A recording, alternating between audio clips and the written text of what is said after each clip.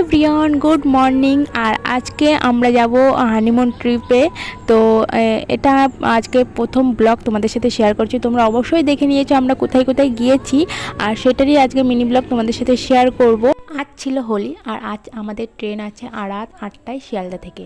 তো এখানে আমি ঝটাপট আমাদের প্যাকেজ করে নিয়েছি, লাগেজটা গুছিয়ে নিয়েছি। আমরা সকাল সকাল গুছিয়ে আমরা বেরিয়ে পড়েছি। আমরা 3টের সময় বেরিয়ে পড়েছি। এখান থেকে ট্রেন ধরবো, ট্রেন ধরে বনগাঁতে যাব। আর এখানে দেখো সবার সাথে দেখা হয়ে গেল। আর শিয়ালদাতেও আমরা খুব তাড়াতাড়ি পৌঁছে গেছিলাম, ট্রেন টাইমের আগে পৌঁছে গেছি। ওখানে অনেকক্ষণ ওয়েট করতে হয়েছে আমাদের ট্রেন টাইমের জন্য। এবার তারপরে ট্রেন আসলো, আর ট্রেনে আমরা বসে পড়েছি। সকালবেলায় ট্রেনের এই দৃশ্যটাতে ছিল অপূর্ব। দেখো কত সুন্দর চা বাগান আর পাহাড় এই ট্রেন থেকে দেখা যাচ্ছিল। সকালের এই দৃশ্যটা আমরা খুব ভালোভাবে অনুভব করেছি।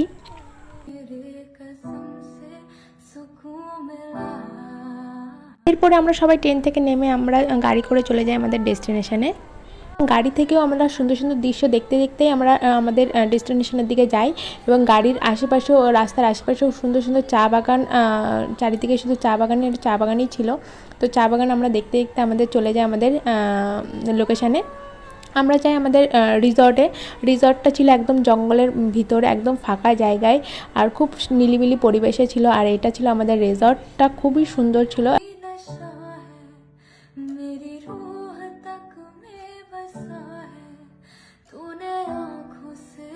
পর যার যার রুম দেওয়া হয়, আর এটা ছিল আমাদের রুমের ডেকোরেশনটাও খুবই সুন্দর ছিল। আর আমাদের রুমের পাশেই ছিল ব্যালকনি থেকে দৃশ্যটা তো আরও সুন্দর লাগছিল।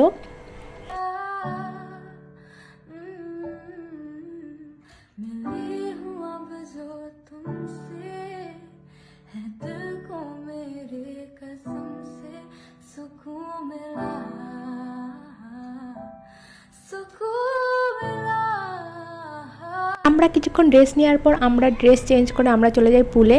আর পুলে আমরা এখানে ভীষণ এনজয় করি, স্নান করতে করতে সবাই খুবই এনজয় করি।